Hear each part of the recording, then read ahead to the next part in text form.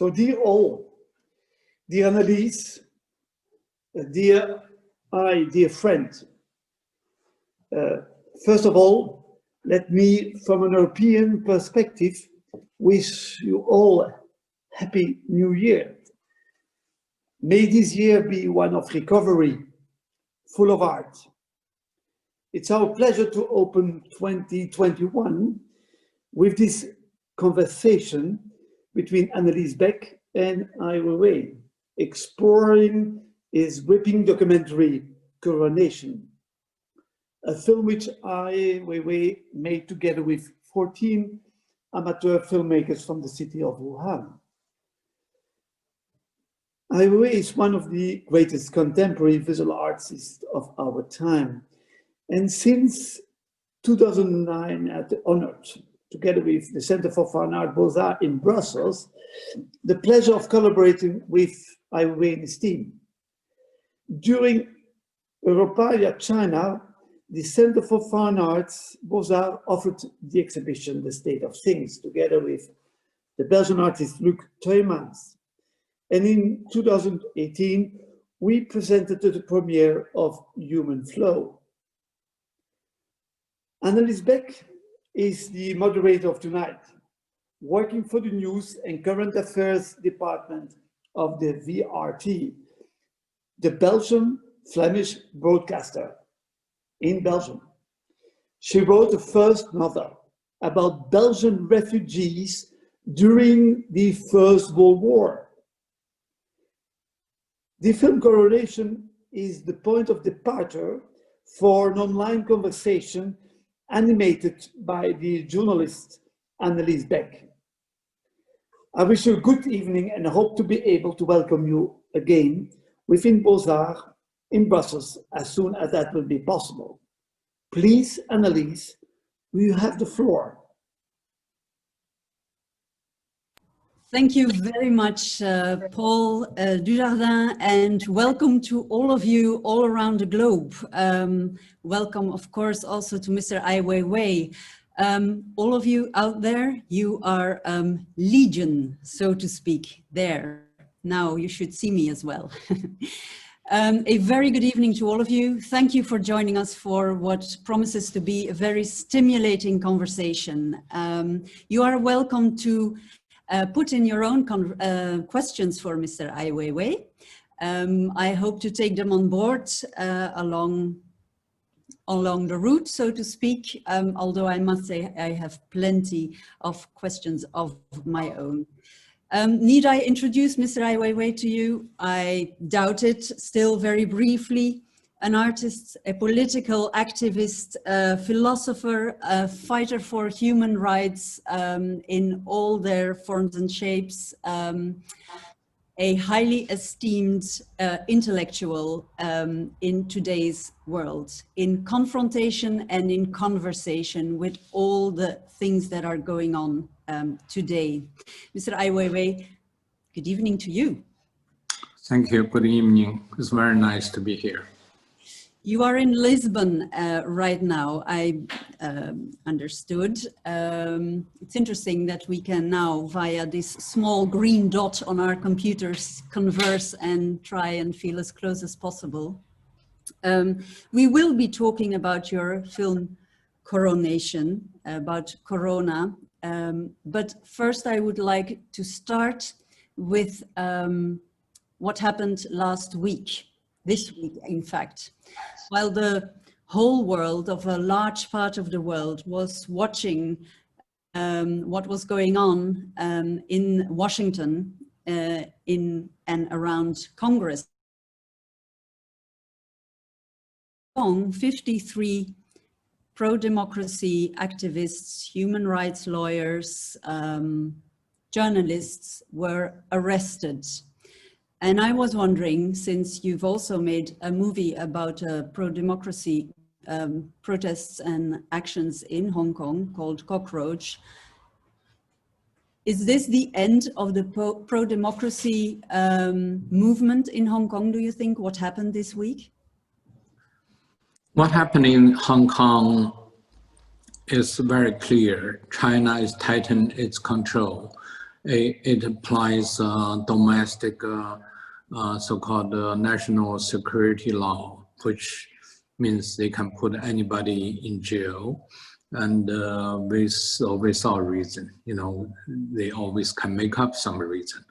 So basically, there's no independent judicial system. You know, the lawyer cannot even protect anybody. Lawyer often being put in jail because they are trying to do their job.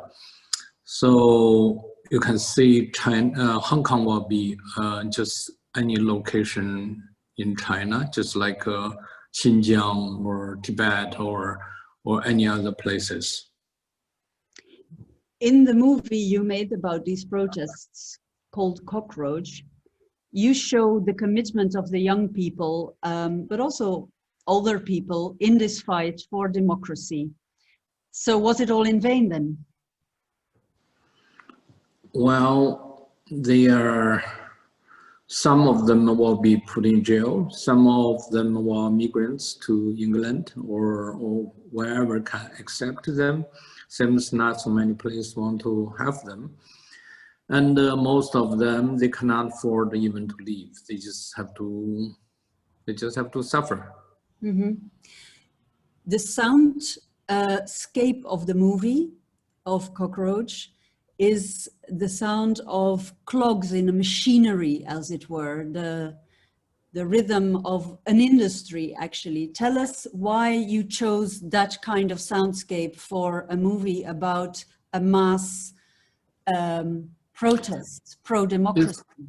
It's an original song by a very the best Chinese punk band called Punk God. That's the name of the band, and he's in exile, and he knows China very well, and I like his music since many years ago, 10 years ago.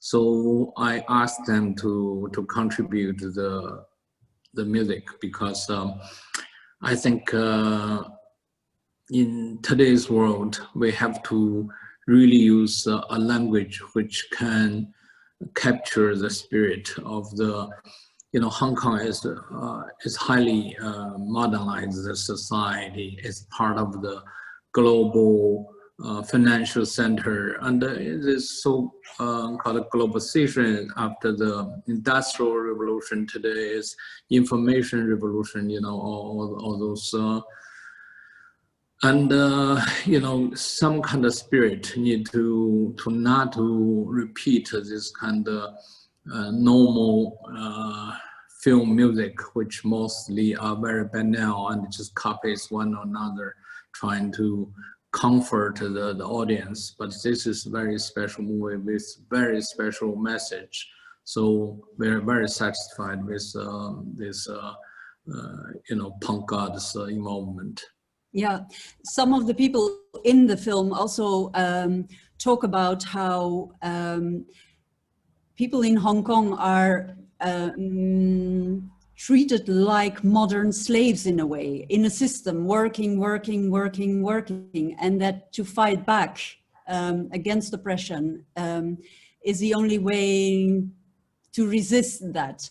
Was that also in the back of your mind with regard to the music? Yes, not only Hong Kong. If we see in many parts of the world, people, you know, the slavery is everywhere in China, in many locations. And yes, we need a strong sound to reflect that meaning. Mm-hmm. I started by saying that the world was looking to the West and that what happened in the East, in Hong Kong, sort of stayed out of the picture, so to speak, at least here, more or less. How does what happened in Hong Kong relate or not to what happened in the US, in Washington this week? I think in today's world, more and more we clear everything's related. There's no really geographic location anymore on the map of the big, huge globalization. You know, the big corporations, they all rooted in China. You know, they're waiting daily just to try to get a strong or better relations with the Chinese market.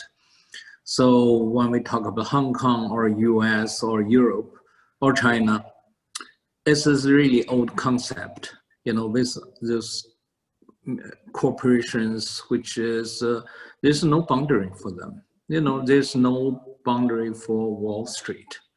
There's no nationality, and they probably all the most powerful and rich. They're from the same table, and it's really about decisions how they share the profit, and nobody cares about the rest. And sometimes they have to, you know, to save their face to mention some concern, but that's not really concern. Yeah. So what you're saying is protest on the steps of Congress or the Capitol in the US, and what happened in Hong Kong isn't really a fight against the real power that needs to be questioned? I think the protesters may not even clear and aware of what they are really fighting for. You know, we see US had a huge demonstrations last year, you know, almost in every city. Yes, you see that, and now you see the other part, you know, other side are demonstrating, but I don't know they are clear what they really demonstrate for. You know, demonstration become a form of to comfort some kind of public opinion rather than really fight for ideology and to have a clear concept and the principles. So you really always think, okay, those are mobs, you know, those are outlaws, or you say, okay, that's a discrimination. It's between police brutality and black people or colored people, which I think is all misleading. It's still the old concept of class struggle. Mm-hmm. And this is the Karl Marx's idea, but still, unfortunately, we are still under that kind of, that's only analyzing can still meet today's what's happening. It's just too skillful, and the scale is too large and almost beyond control. So do I understand you correctly that you're saying going out onto the streets, risking your own life in some cases, is the old-fashioned way of protesting? This is not the way to change the world. So if that is the case, what is the way to protest? I think freedom of speech, to embody each individual to really to engage themselves. You know, basically one demonstration or even your demonstrations every weekend, like what Hong Kong people did, over 1 million people, you know, demonstrates for a whole year. Nothing's going to change. You know, as long as China is not going to change its mind, as long as the Europe, you know, EU is still doing the business as normal with China. There's a new treaty, a trade treaty between the EU and China. Yes, exactly. You know, all those companies, politicians have been waiting for this moment for years. And they're not going to let some demonstrators from Hong Kong to stop it. It's not possible. The profit is enormous. It's beyond imagination. And nobody cares about human rights, humanity, freedom of speech, rule of law, you know, social justice. Not anymore. Not in China, of course, not in Hong Kong, not in Europe. Mm-hmm. So are we totally powerless then as individuals and as... I don't think, I think we are very powerful. a human mind can be as powerful as any, tyranny or any dictators.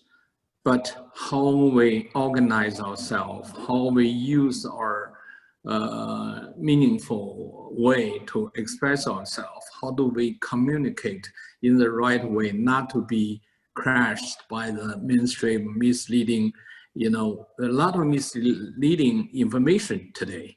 They are very powerful. You can see this establishment is super powerful. It's like huge monster. And of course, individuals cannot really survive if you really trying to raise your voice.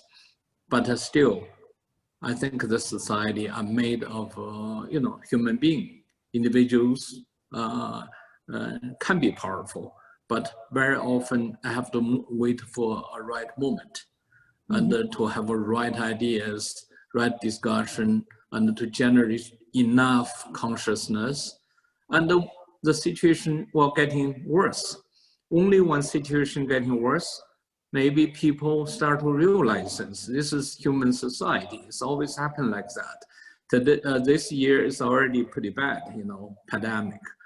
But how much study, about this pandemic is really a natural disaster or human disaster? It's really how much percentage are really, the damage are done by incapability or political system or scientific or even medical system. So people avoid, mainstream avoid really have a true discussion about transparency, about the trust, about how to act together. Everybody trying to take advantage of this pandemic. You can see all those billionaires shooting so high. They're making such a profit during the pandemic. Everybody knows it, but nobody cares. They only know their grandmom is dying, but they don't connect this to what is happening in today's society. We totally lost humanity in today's society. It's so corrupted and so poisoning. You say we lost humanity, and you refer to the Corona pandemic. It's a very, very moving movie you made about Coronation. Just for those who didn't see it yet, and you still can and should on Ai Weiwei's website. It's feature film length movie about people living in and around Wuhan during the pandemic and how it affects their lives. And you say we lose our humanity. I'm thinking of the scene of a man wanting to bury his father and not getting permission to do so, or at least not on his own. He will have to accept that people representing the state will tell him where and how and what. There's a construction worker as well who was there to help build the emergency hospitals and then would like to go back home but cannot leave and is stuck in a parking lot, cannot really get any help and is not allowed to go back home. These are very humane stories that as a viewer you feel a lot of empathy for them, but they're crushed by the system. Again, first of all, let me ask you, do you know what happened to these people? Because they were brave enough to talk into a camera for this movie. I'm happy you're mentioned to the details, but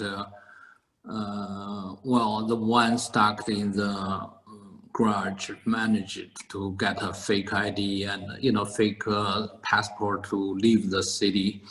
Once he went back, he cannot pay his the loan of his car, and his family also is very poor. So he couldn't even borrow 100 yuan. When China became a #1 state, you know, so powerful, spent billions.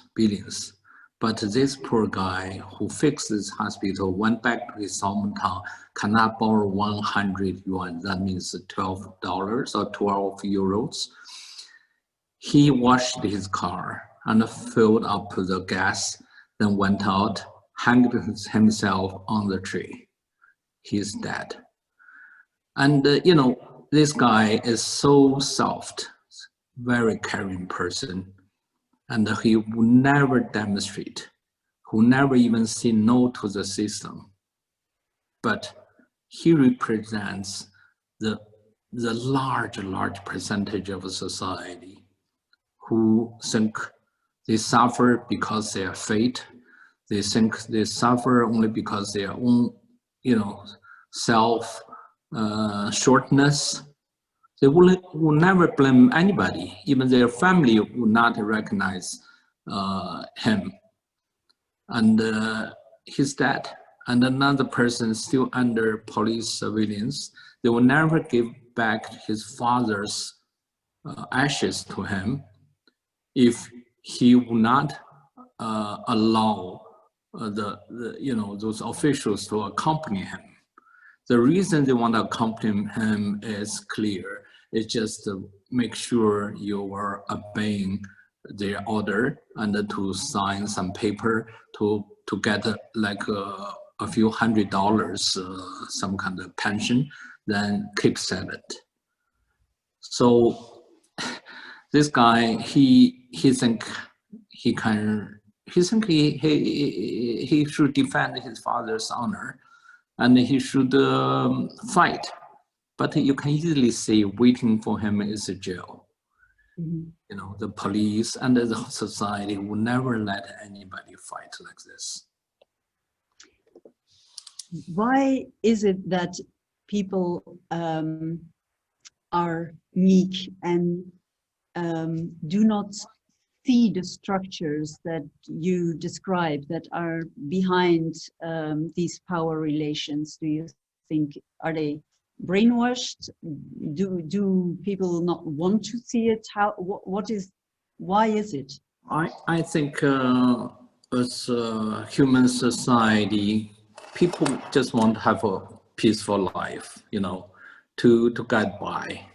And we have so much in the developed nation, like in Europe or US, you have a very strong education, and you have a very strong you know, mainstream media, which do their job all the time, you know, entertainment and consuming advertisement, everything.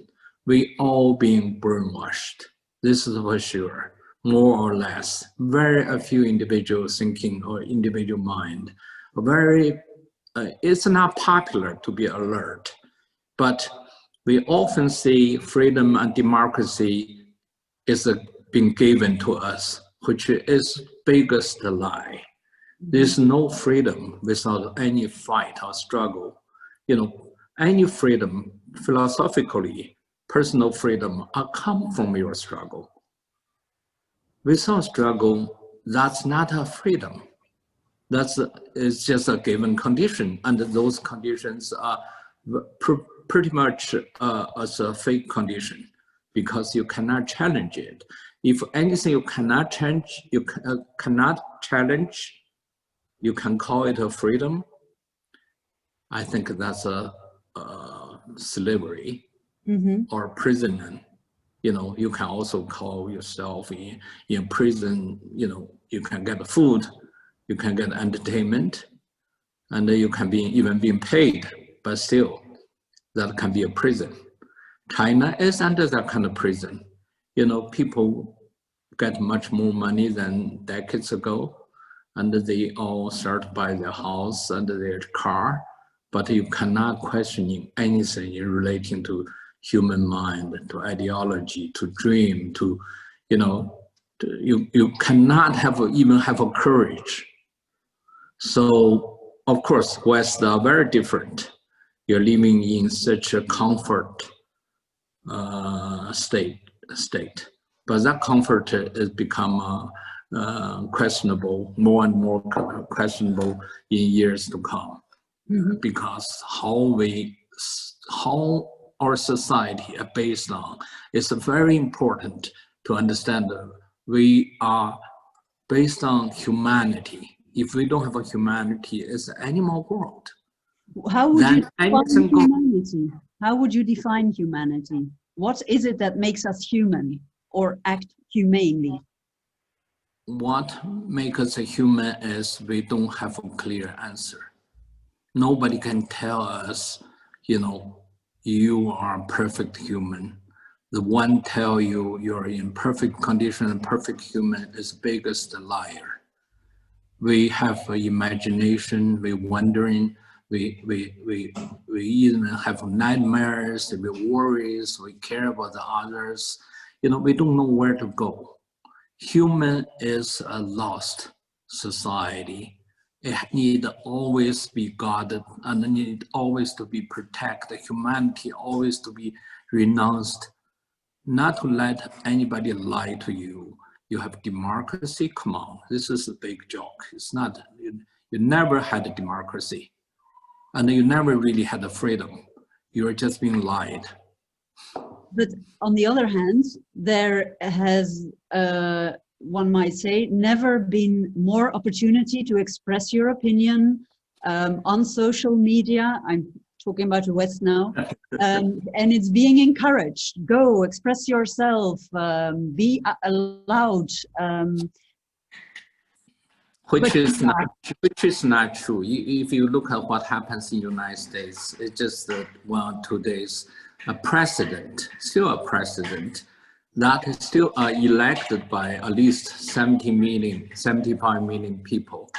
His Twitter account, his Facebook account, his maybe even YouTube, all being shut down. Those corporations, why they're doing that? Is this him a good customer, or those big businesses, they want to be judged? If this guy violates law, he's president, he still controls the nuclear code. You can have somebody who can put his finger on nuclear code, but he cannot touch your Facebook or Twitter. And who gives those people this power? Only the people think they can use those power, give them this power, right? We know in the whole world, any power by giving to somebody is only people think they can use it. So who gave to them? Those are big corporations, they make billions. Why they care?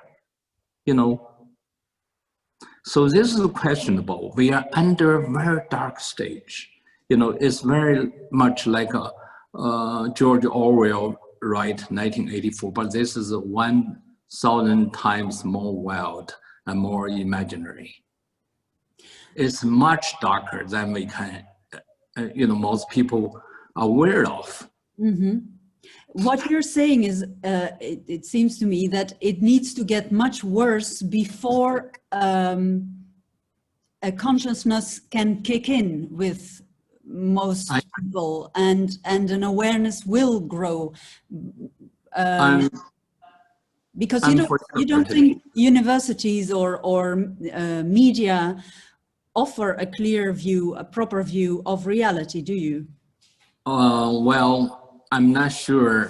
There are certain medias, I'm sure people have a conscience and they have awareness and they use the limited freedom. Like the conversation, I still can talk with you. But I really wondering how long that can last. If you can easily just shut off a still on duty president in front of the whole world and no media questioning it, that is the biggest danger I can ever imagine. This is totally like a communist or Nazi would do things like that. It doesn't matter how much damage this stupid president can be, but still, by law, he is the president. and he's elected by so-called democracy.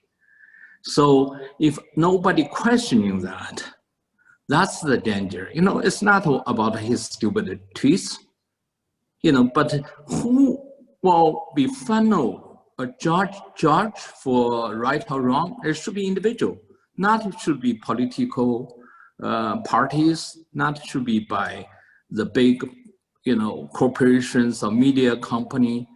They're just become too arrogant and too powerful, and they know this is the way they behave, and they show their true color. And the danger is, of course, you can find somebody who always act like dictator. It could be corporation. Today, it could be just money, just capital. But still, there's so many people who victimized by not to have voice, still bear the consequence and not raise their voice and not questioning. And this is absolutely danger. It brings the society into very dark hole. You've mentioned before that you do believe in conversation. You think it's very important and it contributes to our humanity. But what you see is that either people withdraw from the conversation, or they are shut in their own echo chambers, as they're called, and basically everybody is shouting out but not listening to one another. So is there still room for conversation, do you think? The situation becomes so bad, like Trump or this administration, is not because him. It's because years before him. Because this political correctness, this disassociated with reality, this is a ruthless manipulating the law and the system. So if people doesn't recognize that, then many people would feel they're being left powerless, impossible to get the conversation through. Then they abandoned, both sides abandoned each other, you know, the power and the powerless. Then that's a moment of a revolution. A revolution leading to true liberty? Revolution never really leading to the liberty, but a revolution always leading to a violent change of a society, which could damage everybody. So conversation. That's why conversation, communication are so important. You know, that's why you need to have a different voice to speak out. Just alert, just you know, even I talk like this on Twitter, people would think I'm a Trump supporter. You know, so many people from my life side, they know my position, they know how much I hate the dictator, but they think if you argue about the freedom of speech, you'll be part of the, you know, Trump supporter. You know, I always wonder why people are trying to be politically correct rather to be honest, truthful, and to be, you know, to use your clear understanding about humanity rather than just to be on one side or another. To be clear, is there no limit at all for you to the freedom of speech? Because one of the arguments in some countries is you cannot incite to hate. For example, that's off limits. A judge can... I don't believe anything related to human mind is off limit. You know, if we think that way, we better speak out, let other people discuss, you know. So let people realize there's a difference. And, you know, we have to coexist. We have to tolerate. We have to understanding or accept more stupid ideas, but not to purifying and to to have this kind of elite thinking, which is leading to Nazi and leading to authoritarian. You know, China, I have been living under communist for years, almost all my life. They always trying to tell you they're doing the best for you. You know, their ideology and their, you know, nobody can have a better propaganda than China. So I get very clearly about what all those propaganda leading to. That's why maybe I become very sensitive and alert about the situation. I want to come back to Coronation for a moment, because one might say that after a year now, the situation, Corona pandemic in China seems to be under control. They dealt with it in a very, very strict way, a very heart-wrenching way. You show it in the movie, how it worked in practice and how it drained people's lives from vitality, from so many things that make us human. But one might say it worked, and the approach in the West so far hasn't worked. Is that the price to pay for public health, offering and sacrificing privacy, for example, and your freedom of movement? Is there an alternative, do you think? I think there's no alternative. First, we have to recognize we are human beings. We have a weakness. You know, just like any species life have weakness, you know, we may all disappear at once. Why not, you know? So this is a perfect lesson to learn. We are vulnerable. And what makes us vulnerable is because nature. It could be a nature, but also could be man-made nature, which like, you know, war or disease or some kind of strange things come up. But this certainly is not first time, and it's not going to be last time. So in any consequence, we have to trust. The only thing we can trust, we cannot trust government. No way, not in China, not in West. We cannot trust our scientific research. There's no way, you know, the nuclear bomb was designed by them. All the business profit are designed by the scientific, you know, they all have this kind of reference. But what we can trust is really humanity. What is humanity is about recognize our weakness and our compassion and our willingness to imagine maybe we can conquer or we can succeed. You know, that's still just a wish, but that's all I can think of. And other kind of political or some kind of hype is just trying to sell you something. So I still think what happens in Europe still protect individuals' rights, and government still have a limited power, and scientific researcher give their support, which I still think is very balanced society. Of course, China is treating the whole state as a property of the Communist Party. They can do whatever they want. And still, they underestimate this disease. It comes back here and there in China because the disease doesn't belong to any party. And nobody knows the nature of the disease. And of course, we all trying to understand it, but still we have to, first conclusion about the whole pandemic is to understand how limited our knowledge about our human environment is.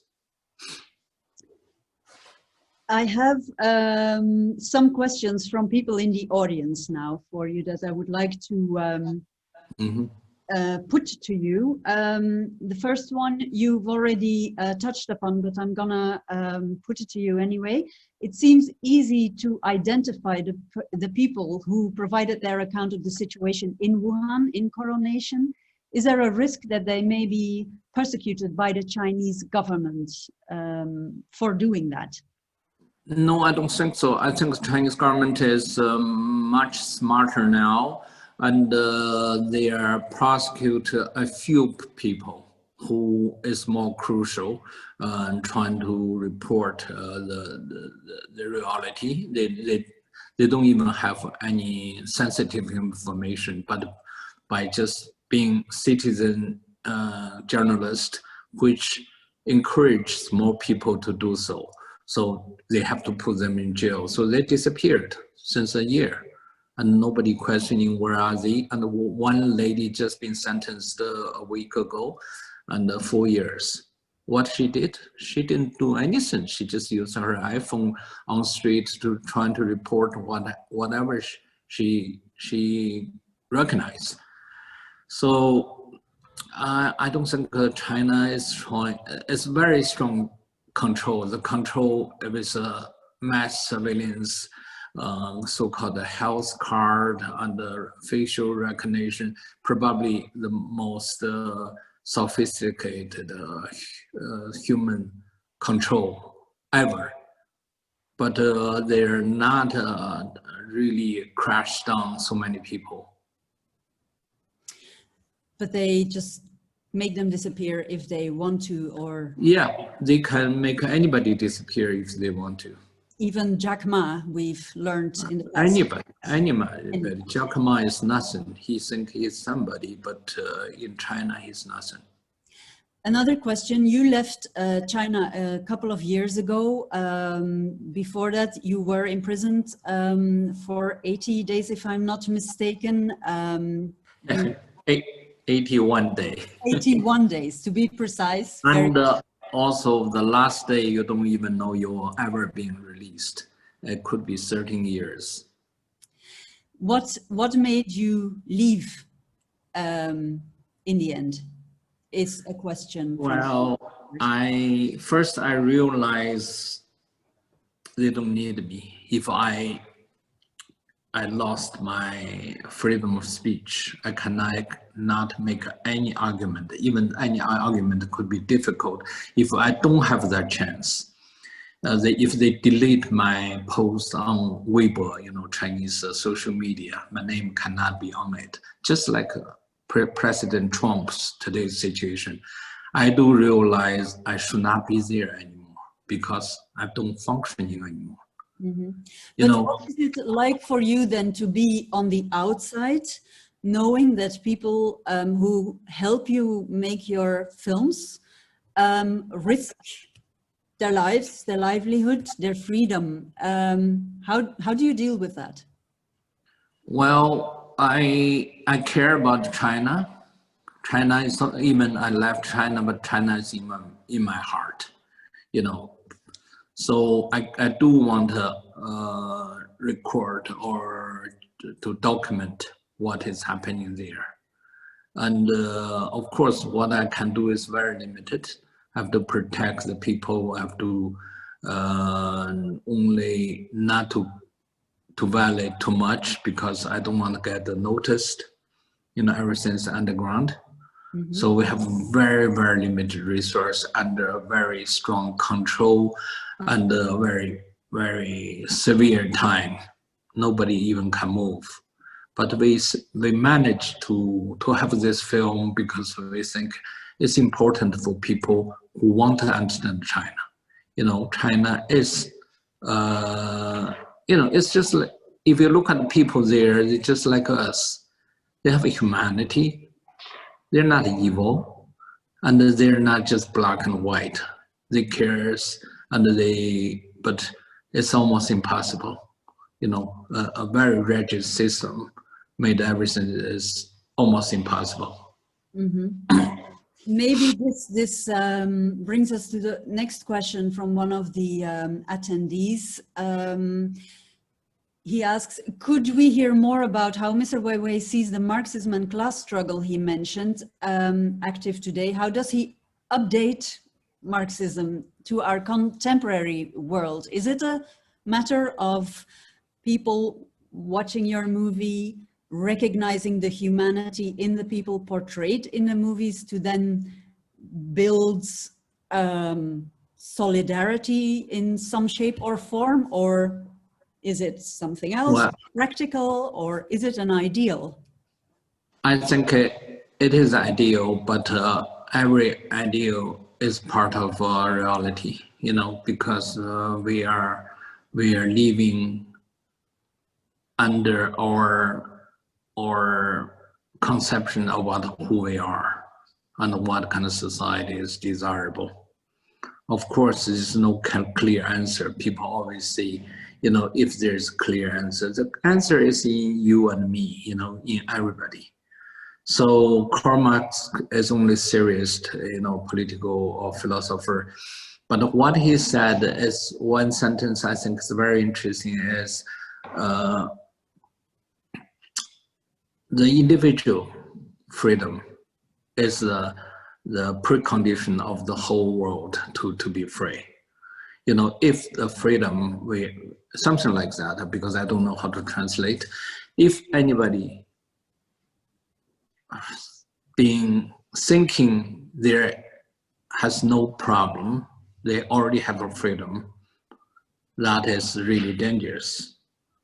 Because there's so many people, it's not free. We can see there's over 70 million refugees or 8 million refugees. You know, we just pretend they're not there. We know so many potentials for war, and we know so many killings, and we just pretending it's not there. So what we're pretending means every time we're giving up our judgment about social injustice happened, that lead a bigger injustice in the future. Mm-hmm. You know, we just added up, and we are part of this huge disaster. We are accumulating this kind of energy for bigger disaster. And where does art come in? What difference does art potentially make? Art is about free thinking, about imagination, but not the art today. Art today is about money, about fame, about to be privileged. Like you are a very well-renowned artist, revered in the West.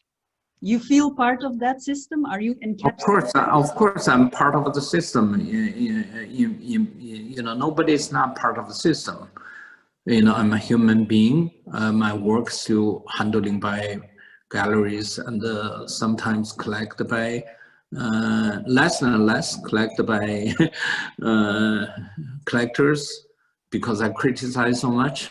And but still there's museums or there's independent curators who do have a vision, who understand art should not just decorate our society, but really raise consciousness and really think about the human struggle. Mm-hmm.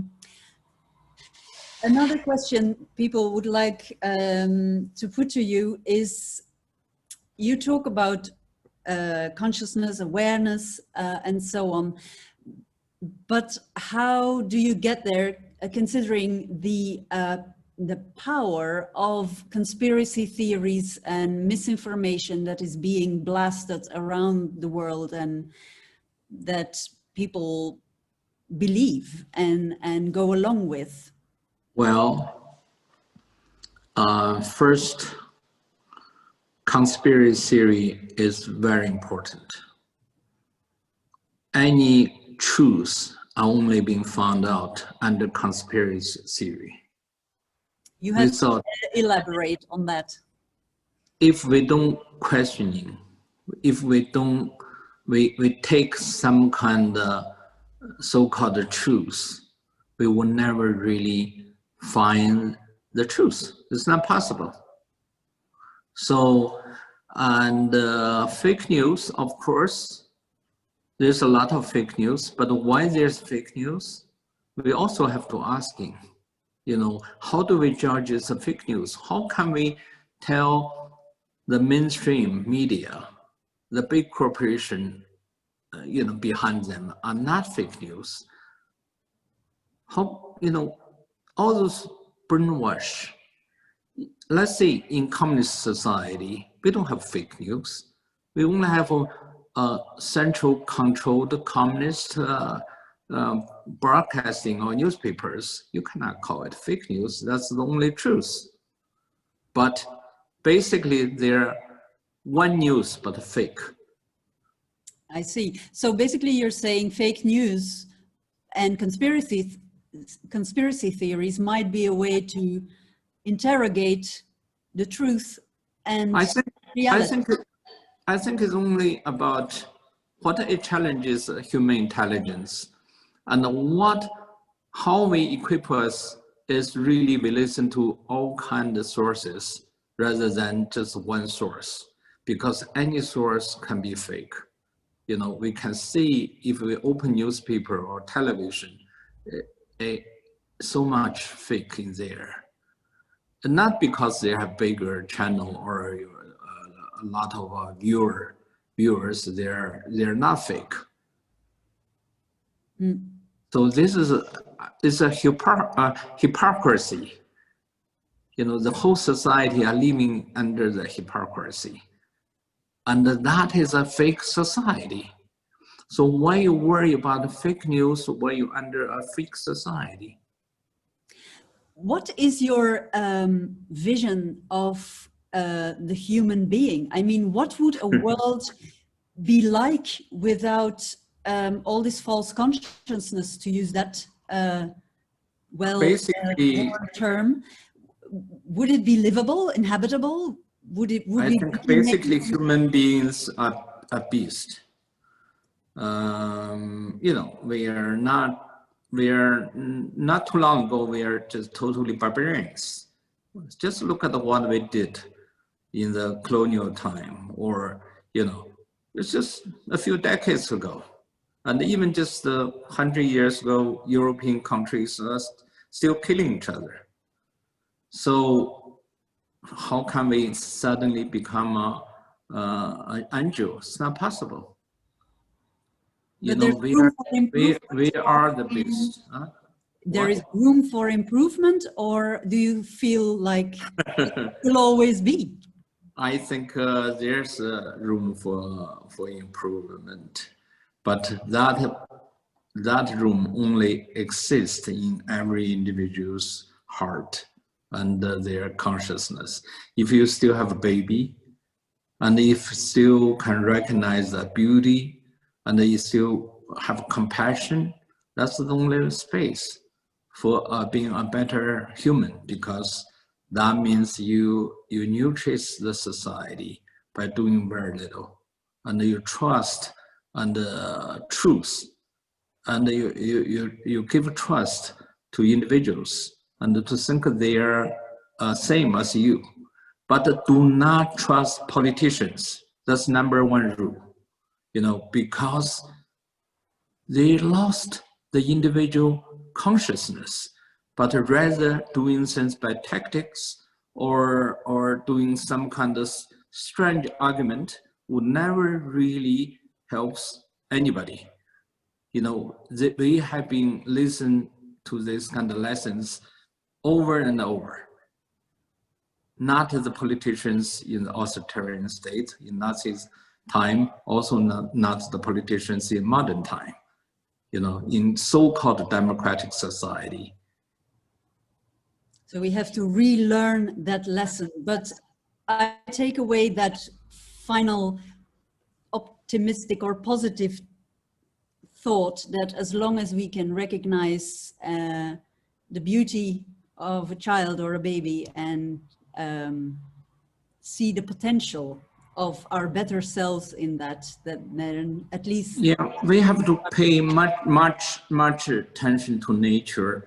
You know, the morning, and today maybe somewhere it's snowing, but the spring, the flower is still booming, and every day the sun is raised up.